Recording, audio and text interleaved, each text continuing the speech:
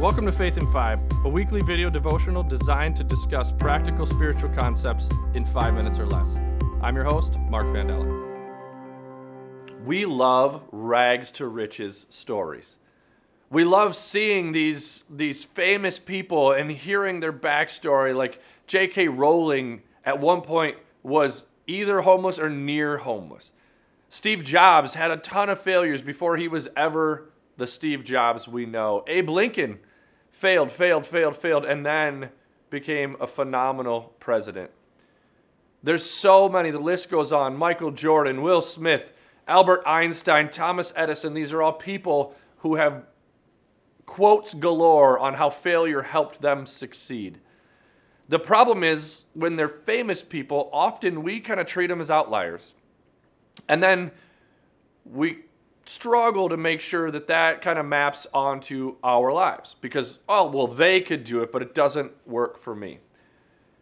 We are in a series called Designing Life, where we're trying to take some principles from design thinking and then apply them to our lives and then see how that impacts our faith journey.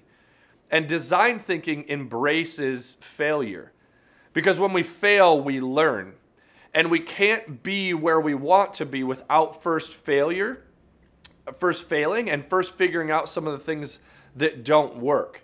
There is pretty much not a product that we use or have ever heard of that didn't first make a couple mistakes, some of them big, some of them small. But failure is the key to getting to where we want to be. Honestly, one of the biggest failures in my life to date has been the biggest gift in my life. I didn't see it at the time.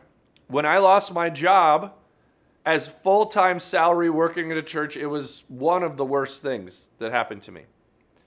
I was lost. I was scared. I didn't know if I'd be able to pay my bills. I didn't know if I'd ever be able to get a job again. And all of these fear of failure things were chirping at me. Thankfully, I had some trusted people who pointed me in the direction of really discerning with God, and I had conversations with God that I'd never had.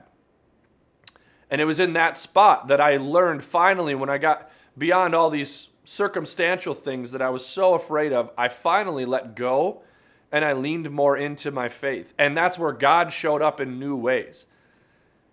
So significantly that now it's hard to say it out loud, but failure is a gift.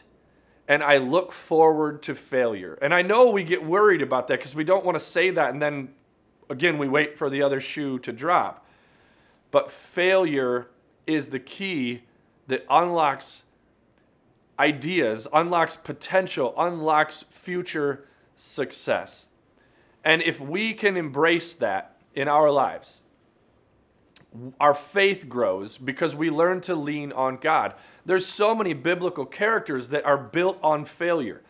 One of the most famous is King David. He screwed up over and over and over, and then God still used him. But I think King David falls in the camp of these famous people. It's yeah, that's an outlier, or that would be nice, I'm not a king. Peter is much more relatable to me. Peter's the guy that denied Jesus not once, but 3 times. Peter failed over and over again, and God still used him.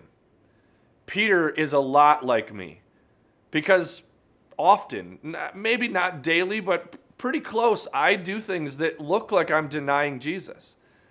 There's times where I don't act the way that I maybe should, and I also start the day and I'm God, until I come to the end of my rope and realize, or maybe come to my senses, however it works for us.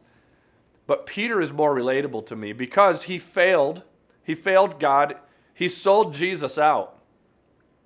But God still used Peter to build the whole movement that we now know today as Christianity.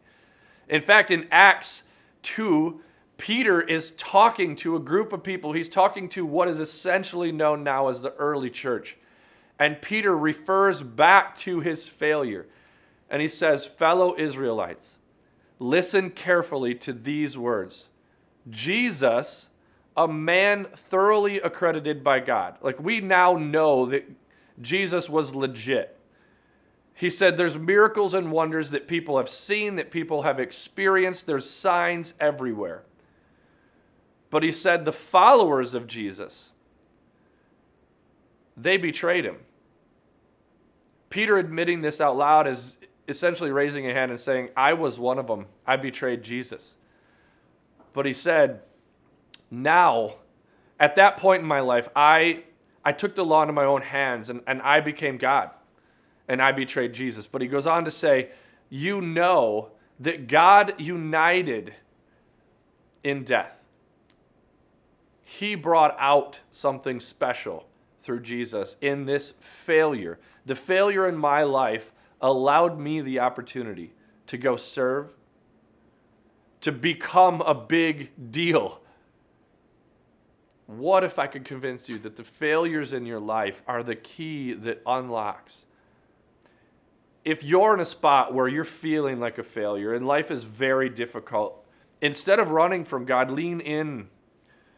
When you're at the end of your rope, that's the place where maybe you finally get to a spot where you ask God, you invite him to help you see what's going on. I know it's worked in my life in a very big way, but it also works in a daily, weekly, monthly way too. I screw up, and God is still there. This week, as you navigate your faith, apply design thinking. Look for failure. Almost get excited about failure because it's only in failure that we can learn. And in failure in our life, it's where God shows up in new ways.